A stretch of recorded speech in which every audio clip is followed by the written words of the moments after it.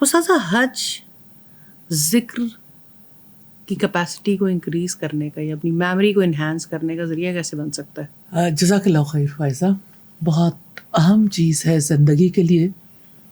اور دیکھیں، انسان اللہ سبحانہ تعالیٰ کی ایسی مخلوق ہے جس کو اللہ سبحانہ تعالیٰ نے یادوں جیسی نعمت دی ہے.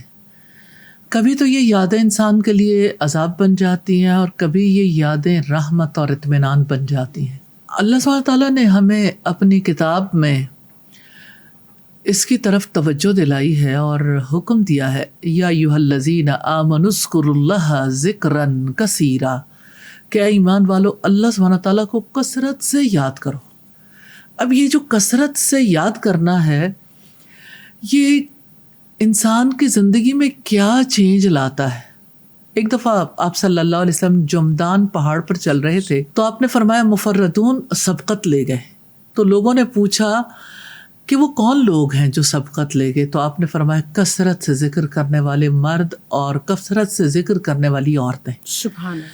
تو آپ یہ دیکھ لیں کہ کمپٹیشن تو زندگی میں جاری ہے، اور کس میدان میں کمپٹیشن نہیں ہے. لوگ چاہتے ہیں سب سے آگے نکل جائیں، سب سے ٹاپ پر چلے جائیں. تو اللہ سبحانہ تعالیٰ کے نزدیک سب سے ٹاپ پر جانے والے وہ لوگ ہیں جو اللہ سبحانہ تعالیٰ کو کثرت سے یاد کرتے ہیں. سبحان اللہ. کثرت سے یاد کرنا کتنا زیادہ انسان کی ضرورت ہے. قرآن حکیم میں رب العزت فرماتے ہیں الا بذکر اللہ تطمئن القلوب، سن لو اللہ کی یاد میں دلوں کا اطمینان ہے. سبحان اللہ. اب یہ اطمینان جو ہے نا، کنٹینٹمنٹ، یہ نہ مال سے خرید سکتے ہیں، نہ یہ کنٹینٹمنٹ انسان کو اپنے یعنی گھر والوں کے اندر نصیب ہوتی ہے، نہ تنہائی میں نصیب ہوتی ہے، جب تک کہ انسان اللہ سبحانہ تعالیٰ کا ذکر کرنے والا نہ بن جائے.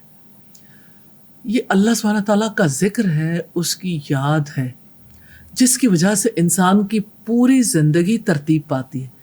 آپ یوں سمجھ لیں کہ جیسے کپڑے کا تانا بانا بنا جاتا ہے نا، تو انسان کی زندگی کا جو تانا بانا ہے نا، وہ اللہ سبحانہ تعالیٰ کے ذکر سے بنا جاتا ہے. ایک انسان اس کو ایک اور اینگل سے بھی دیکھ لیجئے. جیسے مثال کے طور پر، جیسے آپ کسی آٹے کو گوندتے ہیں یا کسی بھی چیز کو کوک کرنے کے لیے آپ اس کا بیٹر بناتے ہیں، تو یعنی اس میں مختلف چیزیں مکس کرتے ہیں نا. جیسے کوئی آٹا ہے یا کوئی مطلب ایسی چیز ہے جس کو دوسرے سے مکس کرنا ہے، تو اس کو مکس کرنے کے لیے پانی ہے یا دودھ ہے یا کوئی اور چیز ہے. تو جو ہماری زندگی ہے نا، اور جو ہماری شعوری زندگی اور ہماری جو روحانی زندگی ہے، ہماری جو اصل زندگی ہے، اس کا خمیر جو ہے نا، وہ اللہ کی یادوں سے اٹھتا ہے.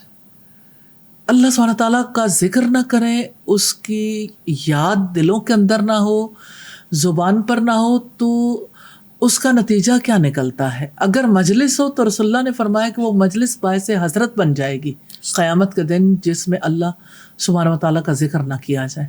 اور پھر آپ دیکھیں کہ جس وقت ہم اللہ تعالیٰ کو یاد نہیں کرتے، اس کا ذکر نہیں کرتے، تو اس کی وجہ سے ہماری زندگی کتنی متاثر ہوتی ہے. انسان خود فریبی میں مبتلا ہو جاتا ہے، اور انسان یعنی اللہ سبحانہ تعالیٰ کی جگہ جس کو بھی یاد کرتا ہے، وہ یاد ہی اس کے لیے عذاب بن جاتی ہے، اس کی زندگی تکلیف دہ ہو جاتی ہے. لوگ پوچھتے ہیں شرک کیا ہے؟